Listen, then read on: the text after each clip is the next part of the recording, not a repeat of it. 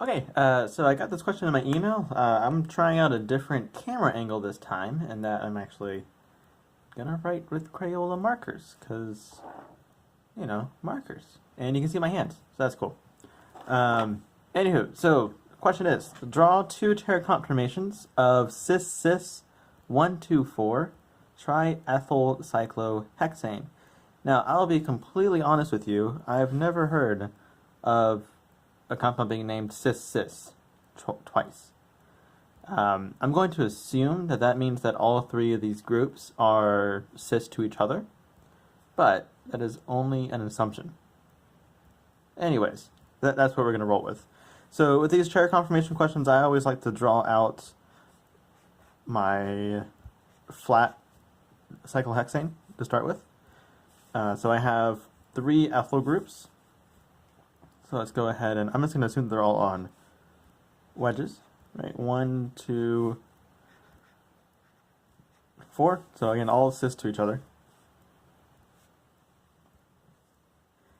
And then, well, I suppose what I should do is draw out my two chair conformations. Right, so I'll start with one right here. I'm going to take up lots of room.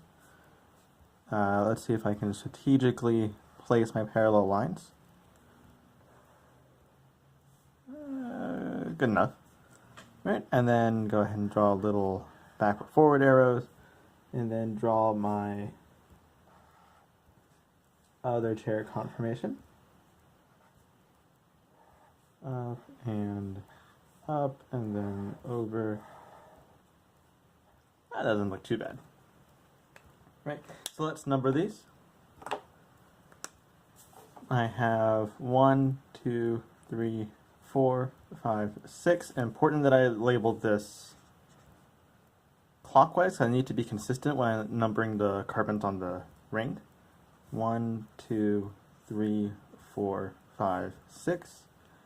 And then I'm going to start 1 here, 1 here. 1, 2, 3, 4, 5, 6. Right? So the idea is that all the carbons labeled 1 are indeed the same carbon. Right. Now, when you're doing this, remember the wedges and dashes have nothing to do with axial or equatorial positions, right? If a group here is axial, when the chair is flipped, it will be equatorial, but both of them will still be up. They'll both still be on the wedge, right? So when you're doing this, it's useful to think of a line being drawn completely horizontal on each carbon.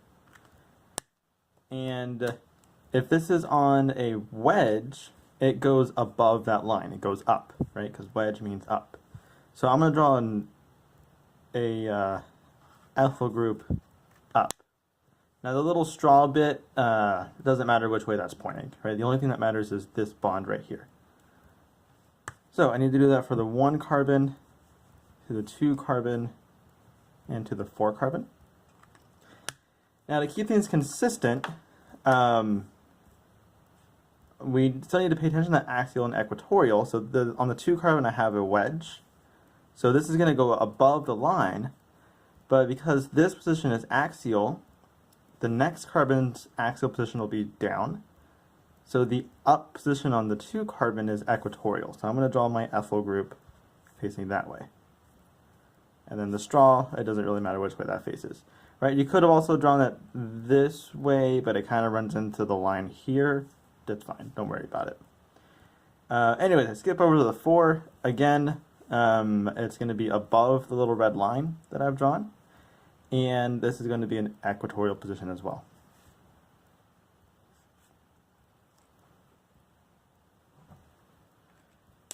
Right, so that's 1 chair. I'm going to go over to my second ring and draw the little dashed lines.